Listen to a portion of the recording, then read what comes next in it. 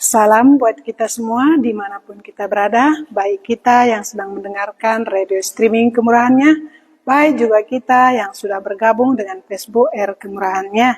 Saat ini kembali kita mau merenungkan firman Tuhan, tetapi sebelum kita merenungkan firman Tuhan, kita berdoa terlebih dahulu. Kami bersyukur kepadamu Tuhan Yesus, Allah kami yang hidup. Karena kemurahan-Mu, saat ini kembali kami boleh merenungkan firman-Mu. Terima kasih Tuhan Yesus, kalau sebentar lagi kami mau merenungkan firman-Mu. Biarlah Tuhan Yesus yang mengajari kami, memberikan kami pengertian, supaya ketika kami mendengarkan firman-Mu, Engkau sendirilah yang berkata-kata kepada kami. Engkau sendirilah yang memberikan pengertian akan firman-Mu itu, sehingga benar kami boleh mengerti. Dan kami dan firman-Mu itu boleh terang bagi kami. Terima kasih Tuhan Yesus, Engkaulah yang menjadi guru kami, dan biarlah kami yang menjadi murid-Mu untuk mendengarkan firman-Mu ini, dan boleh kami merenungkannya, dan jadi di dalam hidup kami. Terima kasih Tuhan Yesus, sekali lagi kami mengucap syukur buat kemurahan-Mu. Di dalam nama-Mu kami berdoa dan bersyukur, terpujilah nama-Mu. Amin. Saudara-saudari yang terkasih di dalam Tuhan Yesus, kembali kita mau merenungkan firman Tuhan. Kita mau merenungkan firman Tuhan dari Lukas 16 ayat 19 sampai ayat 31. Ya, firman Tuhan ini ya sudah sering kita dengar ya. Ya, tapi semakin sering kita dengar firman Tuhan ini, ya semakin menarik untuk kita renungkan. Ya, karena firman Tuhan ini adalah hidup. Iya, dan firman Tuhan inilah yang bisa menolong kita. Ya, sebagaimana kita lihat di sini, bagaimana cerita yang dikatakan di sini, iya, orang kaya dan Lazarus yang miskin. Iya. Orang kaya dan Lazarus yang miskin, Lukas 16 ayat 19 sampai ayat 31, saya akan membaca buat kita. Kalau ada Alkitab di dekat kita, boleh juga kita buka. Sama-sama kita membacanya.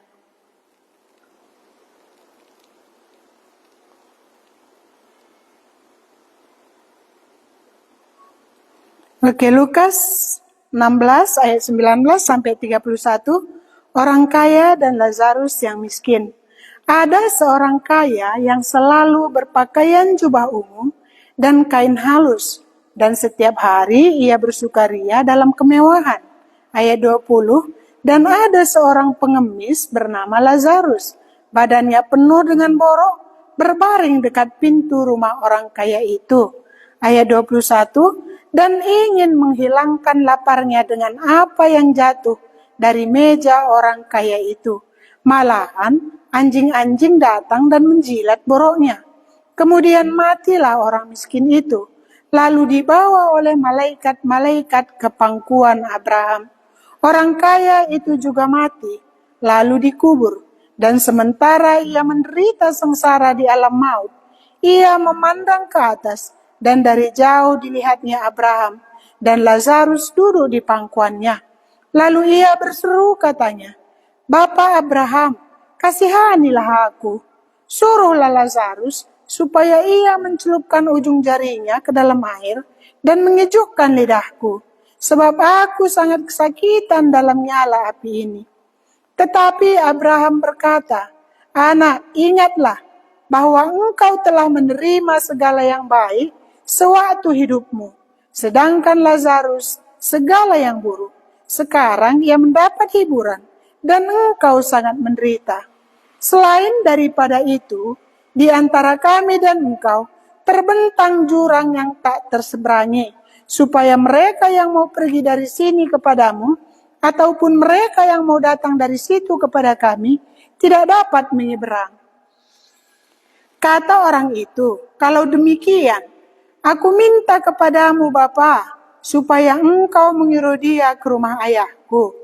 Sebab masih ada 5 orang saudaraku, supaya ia memperingati mereka dengan sungguh-sungguh, agar mereka jangan masuk ke dalam tempat penderitaan ini.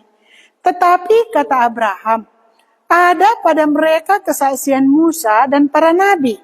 Baiklah mereka mendengarkan kesaksian itu. Jawab orang itu, tidak Bapa Abraham. Tetapi jika ada seorang yang datang dari antara orang mati kepada mereka, mereka akan bertobat. Kata Abraham kepadanya, jika mereka tidak mendengarkan kesaksian Musa dan para nabi, mereka tidak juga akan mau diyakinkan, sekalipun oleh seorang yang bangkit dari antara orang mati. Inilah firman Tuhan yang mau kita renungkan ya. Bagaimana di sini dikatakan cerita orang kaya dan Lazarus yang miskin. Iya. Di sini Tuhan Yesus membuat cerita ini mengatakan kepada orang yang ada di situ perumpamaan ini. Iya. Dikatakan ada seorang kaya yang selalu berpakaian jubah ungu dan kain halus, dan setiap hari ia bersukaria dalam kemewahan. Ya, jadi bisa kita lihat di ayat 19 ini mengatakan situasi orang kaya itu. Iya, bagaimana keadaannya? Dia adalah seorang kaya. Iya, pakaiannya selalu jubah ungu dan kain halus. Dan setiap hari ia bersukaria dalam kemewahan. Ini adalah keadaan orang kaya itu. Dan dijelaskan juga di ayat 20 keadaan Lazarus. Iya. Lazarus ini dan ada seorang pengemis bernama Lazarus. Ya, pekerjaannya adalah pengemis. Badannya penuh dengan borok, berbaring dekat pintu rumah orang kaya itu. Jadi di sini dijelaskan ada dua orang yang berbeda statusnya. Satu orang kaya dan satu orang miskin. Ya, orang kaya tadi kerjanya setiap hari berpesta, bersukaria di dalam kemewahan. Dan orang miskin tadi, si Lazarus tadi, dia berbaring dekat pintu rumah orang kaya itu. Iya. Ayat 21. Dan ingin menghilangkan laparnya dengan apa yang jatuh dari meja orang kaya itu. Malahan anjing-anjing datang dan menjilat boroknya. Iya. Orang miskin tadi, si Lazarus tadi, dia ada di pintu rumah orang kaya itu untuk mengharapkan remah-remah yang jatuh dari meja orang kaya itu. Untuk menutupi kelaparannya. Iya. Sementara orang kaya tadi dia bersukaria dan berpesta-pesta di dalam kemewahannya. Si Lazarus tadi terbaring di situ, malahan anjing-anjing yang datang menjilat boroknya. Ya, jadi bisa kita lihat perbedaannya antara orang miskin dan orang kaya, yang berpesta pora setiap hari. Iya. Ada perbedaannya, satu kaya, satu miskin. Satu berpesta-pesta selalu, satu menunggu remah-remah untuk menutupi kelaparannya. Inilah cerita orang kaya dan Lazarus. Jadi jelas sekali kita lihat perbedaan bagaimana si kaya tadi dengan si miskin tadi. Ayat 22. Kemudian matilah orang miskin itu. Kemudian matilah orang miskin itu. Lalu dibawa oleh malaikat-malaikat ke pangkuan Abraham. Jadi dijelaskan matilah orang miskin itu. Dibawa ke pangkuan, dibawa malaikat ke pangkuan Abraham. Ayat 23 dijelaskan orang kaya itu juga mati. Nah, berarti hidup ini tidak lama ya. Dikatakan bagaimana tadi orang kaya berpesta-pesta, bagaimana Lazarus di situ kelaparan menunggu remah-remah, dan dikatakan kemudian matilah. Matilah Lazarus yang miskin tadi. Setelah dia mati bagaimana? Datang malaikat dan membawa dia ke pangkuan Abraham. Kemudian mati pula lah orang kaya itu. Jadi tadi ada perbedaan antara orang kaya dan Lazarus. Sekarang ada juga persamaannya. Persamaannya apa? Sama-sama mati. Sama-sama mati. Jadi kalau kita lihat di sini waktu itu begitu singkat. Waktu itu begitu singkat. Mati Lazarus, kemudian mati lagi orang kaya itu. Itu artinya waktu bagi kita itu sungguh singkat. Iya. Terus bagaimana persamaannya? Sama-sama mati. Bagaimana dengan tempatnya? Iya, kalau tadi Lazarus tadi mati, dia malaikat yang menjemput dia. Iya, malaikat yang membawa dia ke pangkuan Abraham. Iya. Terus apa yang terjadi dengan orang kaya tadi? Orang kaya itu juga mati, lalu dikubur. Iya. Dan sementara ia menderita sengsara di alam maut, ia memandang ke atas dan dari jauh dilihatnya Abraham dan Lazarus duduk di pangkuannya. Iya, di mana tempatnya? Kalau tadi Lazarus tadi tempatnya di pangkuan Abraham. Kalau orang kaya tadi di mana tempatnya? Ya dikatakan di sini dia dikubur. Dan sementara ia menderita sengsara di alam maut. Ia berbeda tempatnya. Iya, Lazarus dan orang kaya ini. Kalau tadi mereka sama-sama hidup, ya mereka berbeda statusnya. Ada persamaannya, ada. Mereka sama-sama mati.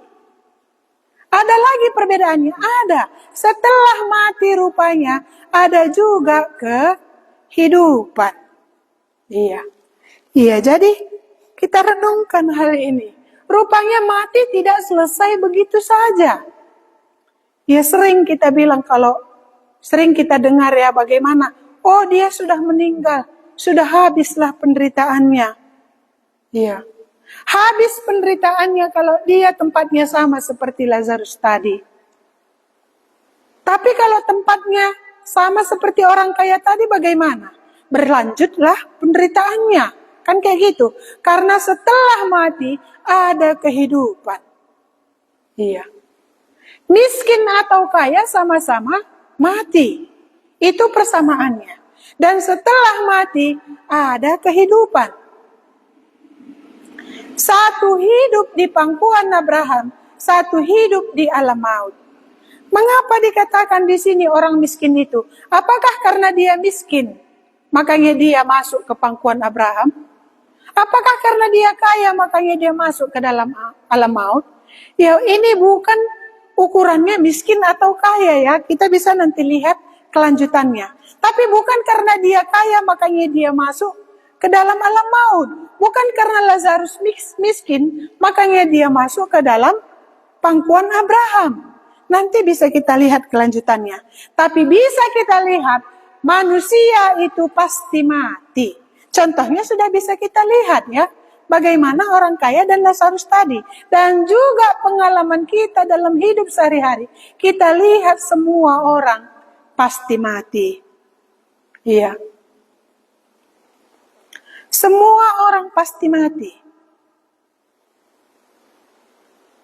Ini bisa kita lihat dari pengalaman kita. Nggak ada orang yang tidak mati. Semuanya mati.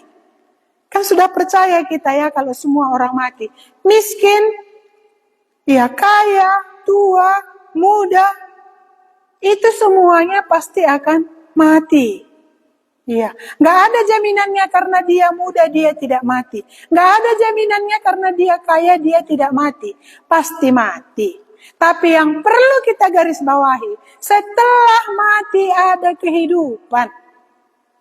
Iya, dan sudah kita lihat bagaimana kehidupan Lazarus, bagaimana kehidupan orang kaya itu. Bukan karena Lazarus miskin masuk ke pangkuan Abraham, bukan karena orang itu kaya masuk dia ke alam maut. Tapi mengapa? Bisa kita lihat kelanjutan ya firman Tuhan ini. Ya ayat 24. Ya, ayat 23 tadi orang kaya itu juga mati lalu dikubur. Dan sementara ia menderita sengsara di alam maut, ia memandang ke atas. Iya. Dan dari jauh dilihatnya Abraham dan Lazarus duduk di pangkuannya. Rupanya orang yang sudah mati tadi, yang ada di alam maut tadi, dan yang ada di pangkuan Abraham tadi, rupanya saling melihat. Iya. Orang kaya tadi bisa melihat Lazarus, dan Lazarus bisa melihat orang kaya tadi. Ketika dia memandang, berarti alam maut tadi di bawah, Iya. Bapak Abraham tadi di atas bersama Lazarus. Tadi ketika dia memandang ke atas, dilihatnya lah Lazarus. Di pangkuan Bapak Abraham. Ayat 24. Lalu ia berseru katanya, Bapak Abraham. Iya, berarti dikenalnya juga Bapak Abraham ya. Iya, makanya tahu dia memanggil Bapak Abraham. Iya, Bapak Abraham, kasihanilah aku. Iya, suruhlah Lazarus supaya ia mencelupkan ujung jarinya ke dalam air dan menyejukkan lidahku. Sebab aku sangat kesakitan dalam nyala api ini. Jadi apa yang mau kita renungkan saat ini? Ya, bisa kita dengar bagaimana tadi orang kaya ini berseru kepada Bapak Abraham. Suruhlah Lazarus mencelupkan ujung jarinya ke dalam air dan mencelupkannya ke dalam lidahku. Iya, supaya menyejukkan lidahku. Sebab aku sangat kesakitan. Iya, ayat 24. Sebab aku sangat kesakitan dalam nyala api ini. Jadi bagaimana kehidupan di alam maut itu sudah bisa kita lihat. Iya. Inilah yang mau disampaikan Tuhan Yesus untuk kita ketahui. Gambaran kehidupan setelah kematian. Ada dua tempat. Satu pangkuan Bapak Abraham, satu di alam maut. Bagaimana gambarannya di alam maut? Ini yang mau disampaikan Tuhan Yesus dengan perumpamaan ini. Ya, bagaimana keadaannya? Aku sangat menderita di dalam nyala api ini. Rupanya alam maut itu, adalah nyala api. Ya, inilah kehidupan setelah kematian. Jadi kehidupan kita ini hanya untuk mencapai kematian. Iya, jadi nggak tabu kematian itu ya, karena tidak bisa, harusnya kita lewati. Iya, jadi kematian bukan untuk ditakutkan, tetapi untuk dihadapi. Bagaimana supaya aku tidak takut? Kan kayak gitu ya. Ya, bagaimana supaya aku tidak takut? Itu yang perlu kita renungkan. Iya, karena setelah kematian ada kehidupan. Sekarang kita hidup, tidak bisa tidak, kita pasti mati. Dan setelah kita mati, ada kehidupan. Iya. Jadi kematian itu hanya jalan untuk menuju kehidupan yang berikutnya. Jadi hidupku sekarang ini untuk apa? Untuk memilih kehidupanku nanti di bagian yang mana. Kan kayak gitu ya, kita sudah lihat sekarang. Iya. Bagaimana kita melihat kematian itu, setelah kematian itu ada kehidupan, ada di pangkuan Abraham.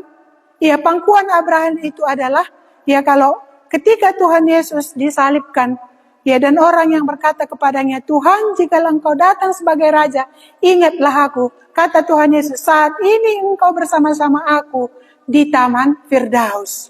Iya, jadi itulah yang disebut di sini pangkuan Abraham. Itulah yang disebut Tuhan Yesus, di Firdaus. Iya. Jadi tempat orang miskin itu, si Lazarus itu di Firdaus. Sedangkan tempat orang yang kaya tadi di alam maut. Jadi inilah yang mau kita renungkan.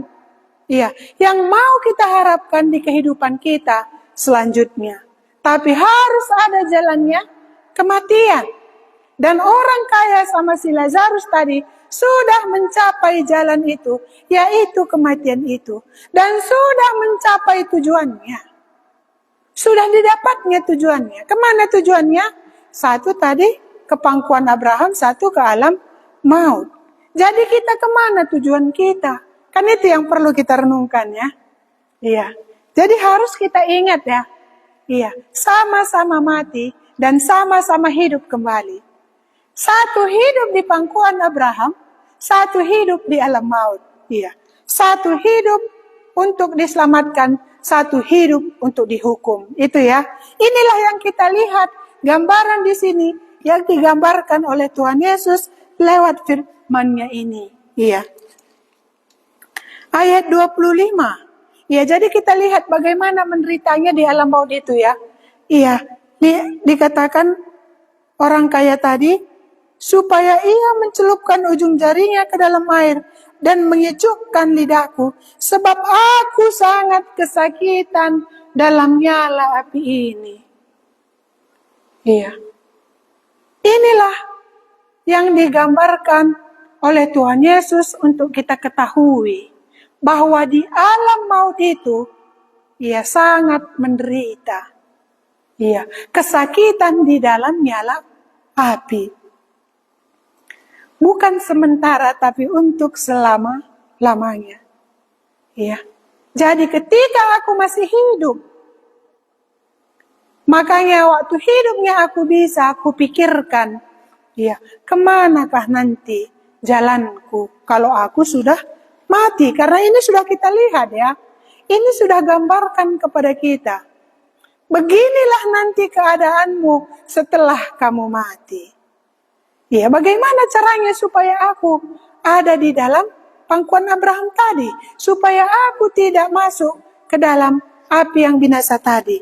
Api yang menyala-nyala tadi. Boleh kita lihat seterusnya ya. Iya. Tetapi Abraham berkata, "Anak, ingatlah bahwa engkau telah menerima segala yang baik sewaktu hidupmu, sedangkan Lazarus segala yang buruk. Sekarang ia mendapat hiburan dan engkau sangat menderita." Iya. Engkau telah mendapatkan yang baik sewaktu hidupmu. Iya. Ini yang dikatakan Abraham. Dia mengenal Abraham. Berarti dia tahu juga tentang kesaksian nabi-nabi. Cuma mungkin tidak didengarkannya. Iya. Kita baca selanjutnya ya. Ayat 26. Selain daripada itu, di antara kami dan engkau terbentang jurang yang tak terseberangi, supaya mereka yang mau pergi dari sini kepadamu, ataupun mereka yang mau datang dari situ kepada kami, tidak dapat menyeberang. Mereka boleh saling pandang memandang, tetapi tidak bisa saling mendatangi, karena ada jurang yang memisahkan mereka yang tidak bisa diseberangi antara Lazarus dan orang kaya tadi. Saling melihat tetapi tidak bisa saling mendatangi. Ayat 27, kata orang itu, "Kalau demikian, aku minta kepadamu Bapa, supaya engkau menyuruh dia ke rumah ayahku." Iya, ini yang dikatakan orang kaya tadi. Supaya Abraham menyuruh Lazarus untuk pergi ke rumah ayahnya. Untuk apa? Bisa kita lihat ayat 29. Ayat 28. Sebab masih ada 5 orang saudaraku, supaya ia memperingati mereka dengan sungguh-sungguh. Iya. Supaya agar mereka jangan masuk kelak ke dalam tempat penderitaan ini. Inilah yang disampaikan oleh orang kaya yang sudah ada di alam maut itu kepada Bapak Abraham. Apa yang diharapkannya? Supaya Abraham menyuruh Lazarus kembali ke rumah ayahnya. Untuk apa? Untuk mengingatkan saudara-saudaranya. Supaya mereka sungguh-sungguh mendengarkan apa? Ya, dikatakan di sini tadi ya. Sebab masih ada 5 orang saudaraku, supaya memperingati mereka dengan sungguh-sungguh, agar mereka jangan masuk kelak ke dalam tempat penderitaan ini. Untuk memperingatkan saudara-saudaranya. Iya. Inilah pesan yang mau disampaikan oleh orang kaya ini. Iya, kepada saudara-saudaranya melalui Bapak Abraham. Dia tidak rela kalau saudaranya masuk juga ke tempat di mana dia berada. Iya. Ini yang mau disampaikannya. Dan saat ini Kitalah yang mendengar pesannya ini. Yang mau disampaikannya kepada saudara-saudaranya, itulah yang kita dengar saat ini. Pesan yang mau disampaikan oleh orang kaya yang ada di alam maut itu yang mau disampaikannya. Inilah yang bisa kita lihat sekarang, pesan orang kaya ini. Supaya kita sungguh-sungguh jangan nanti masuk ke dalam alam maut itu, ke dalam penderitaan itu. Mengapa dia mau menyampaikan pesan ini kepada saudara-saudaranya? Karena sangat menderita dia di dalam nyala api itu. Dan gak rela dia saudara-saudaranya itu merasakan apa yang dirasakannya. Iya, bijaksana orang yang kayak ini tadi yang sudah ada di alam maut ya. Iya, setelah di alam maut dia bijaksana. Sudah terlambat. Tetapi kita yang sudah melihat pesannya ini, bisalah kita sungguh-sungguh, supaya jangan nanti kita ada bersama-sama dengan orang yang ada di alam maut ini tadi. Ayat 30, ayat 29, tetapi kata Abraham, ada pada mereka kesaksian Musa dan para nabi. Baiklah mereka mendengarkan kesaksian itu. Jadi inilah sebabnya mengapa orang kaya ini masuk ke alam maut tadi. Mengapa Lazarus masuk ke pangkuan Abraham? Karena dia tidak sungguh-sungguh mendengarkan kesaksian tentang nabi itu. Dan Lazarus yang miskin itu, dia sungguh-sungguh mendengarkan kesaksian Musa dan para nabi. Inilah kata kuncinya mengapa dia masuk ke dalam alam maut. Bukan karena dia kaya. Bukan karena Lazarus miskin masuk ke Firdaus. Tetapi karena dia sungguh-sungguh mendengarkan kesaksian Musa dan nabi-nabi. Iya. Tetapi orang kaya ini dia tidak sungguh-sungguh. Sehingga dia mengingatkan supaya saudaranya sungguh-sungguh mendengarkan kesaksian Musa dan para nabi. Apa yang bisa kita renungkan saat ini? Kalau Tuhan Yesus dulu menceritakan tentang perumpamaan ini Tuhan Yesus sendiri yang mengatakannya. Iya. Apa dikatakan Abraham? Supaya dia mendengarkan kesaksian Musa dan para nabi. Dan saat ini kita sudah bisa melihat bagaimana kesaksian Tuhan Yesus. Bagaimana kita melihat Injil itu sekarang? Iya. Sudah bisa kita tahu tentang Injil. Injillah kekuatan Allah untuk menyelamatkan kita. Dan kita sudah mendengar Injil. Jadi sekarang kita sudah bisa menentukan kemanakah arah tujuanku. Bukan Tuhan yang menentukannya. Tetapi aku yang berusaha. Kalau kita mendengar bagaimana cerita Sakeus. Iya. Sakeus banyak halangan, banyak hambatan datang kepada Tuhan Yesus. Badannya pendek. Iya. Pasti langkahnya lebih pendek dari badan yang orang tinggi-tinggi. Dia ada rintangannya untuk datang kepada Tuhan Yesus. Tetapi usahanya lebih besar untuk datang kepada Tuhan Yesus. Iya. Apakah usaha kita untuk mendengar Injil itu? Apakah usaha kita untuk memperoleh Injil itu? Kan tahu kita Injil ya? Iya. Injil itu adalah cerita tentang Tuhan Yesus. Cerita tentang kelahiran Tuhan Yesus. Kematian Tuhan Yesus di kayu salib. Kematiannya dan kebangkitannya. Dan tentang kenaikannya ke sorga. Itulah cerita Injil. Dan saat ini kita sudah dengar cerita tentang Injil.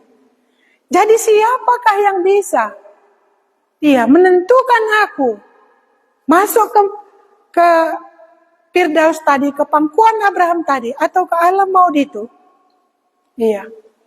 Tuhan Yesus yang berkemurahan menganugerahkan keselamatan itu. Tapi ada usahaku. Ada usahaku untuk mendengarkan apa yang dikatakan Tuhan Yesus itu. Ada usahaku untuk mendengar Injil itu. Karena dari pendengaranlah timbul iman. Jadi apa usahaku? Yaitu mendengarkan tentang Injil itu. Dan Tuhan Yesus sendiri yang menganugerahkan keselamatan itu. Maka nanti bagianku duduk di pangkuan Bapak Abraham. Itulah kesaksian Tuhan Yesus. Iya. Tuhan Yesus sudah datang dari sorga. Tujuannya untuk menyelamatkan orang berdosa. Sudahkah ku dengar itu?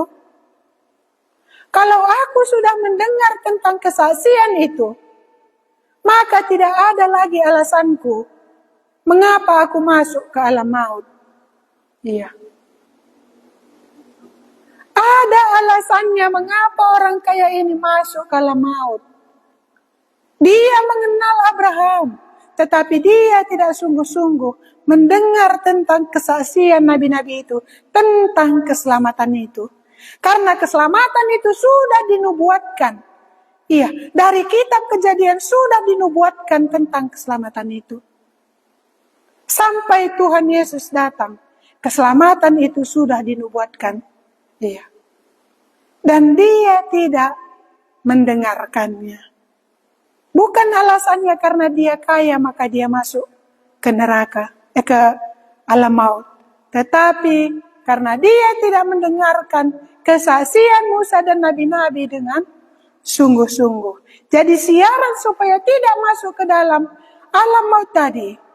Iya, kita harus sungguh-sungguh mendengar kesaksian Tuhan Yesus, mendengarkan perkataan Tuhan Yesus.